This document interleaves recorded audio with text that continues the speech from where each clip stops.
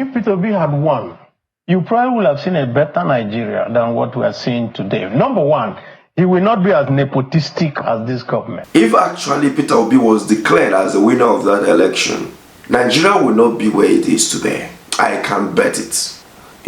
But if things were to go south, because Peter Obi was declared as the president of Nigeria, Igbos for collect. But let me not talk further. Let's watch this video together. If Peter Obi had won, you probably would have seen a better Nigeria than what we are seeing today. Number one, he will not be as nepotistic as this government. He won't. It's not in him. That is just who we are. We feel for the other people. So you think the Tinubu government is highly nepotistic? I say so. I don't think so. I'm seeing it and we see it every day. And I've just given you one example. How can Ogun State have 4 ministers? Well, Tinubu is not from Ogun State. That is the point. So why does he favor Ogun State? Look, Oyo State has only 1 minister. Because everybody continues to say that, why don't you think you're well? No, we have decided, and I'm part of those who have said that, let us go back to the Southeast and revamp the Southeast and make it more livable, better, more cohesive, and hold ourselves together.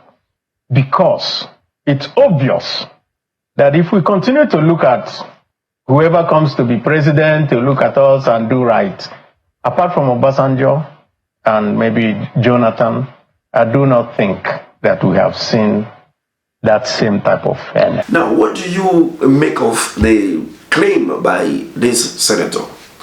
Personally, I agree with him 100%. There are some of the policies, there are some things that this current administration is actually doing which are not completely wrong, but the way and manner they are going after and going with it is the problem. Now, you cannot use a knife to cut somebody on the leg and then be giving the person paracetamol to take to heal the leg, and you expect the leg to heal. And after you use knife to cut the person on the leg, you are telling the person to go and run a race of 100 meters in an Olympic. How do you expect the person to perform? Maybe this by analogy may not really gel with what you are thinking, but that is what it is with this current government. You've made something so hostile. I mean, you've made the economy so poor because of your poor decision making, and then you turn around to tell people to tighten up their belts while you enjoying yourself and spending the whole money. The Senate just approved 2.2 billion of loan. Meanwhile, the Minister of Finance just said that the government have been able to save over 20 billion US dollar as a result of the fuel subsidy removal, among other subsidy removal. But how markets now? We see the approve. But when you look at the interview by the senator at the Channels Television, you will see that he made mention of the fact that this approval is part of the 2024 budget. Remember that the 2025 budget has been given to the National Assembly for consideration, of which the budget is running over 30 trillion in naira. Now, what is the performance of 2024 budget? Remember 3-4 months ago, we were talking about the performance of 2023 budget, the performance of the supplementary budget 2023, and then we were already implementing 2024 budget, and then there was a supplementary budget for 2024, which Peter Obi brought the case of Nigeria running 4 budgets concurrently, and which they said no, we were not running 4 budgets concurrently.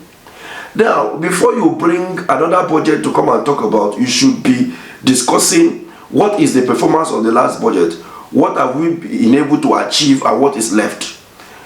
Nothing of such.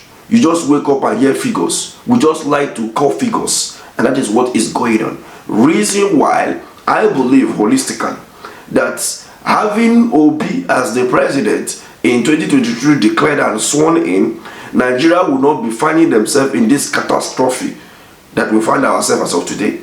Because when you look carefully, the level of borrowing and the level of the output of the borrowing, you don't tally at all, and it doesn't make any sense. So these are the issues, and I want us to have this conversation. Let's forget about the dragging, the ethnic, religious, and whatever dragging that is going on, social media, banter, and all of those things. The core issue that we should be holding the government responsible and hold them accountable is this issue that we are talking about here. And this is about the issue of the unity of Nigeria and the budget that is going to impoverish the future generation unborn. So if you come across this video, let's have this conversation at the comment section. Share this video to reach a larger audience. What do you think? If we could have had Obi as the president, are we going to be having this catastrophic economy and security? And going for 2027 election, what will be your decision now if we are to conduct election tomorrow? Who will you vote for? Haven't seen the last 19 months of disastrous policies and economy. Let me have your take in the comment section. Thank you for watching.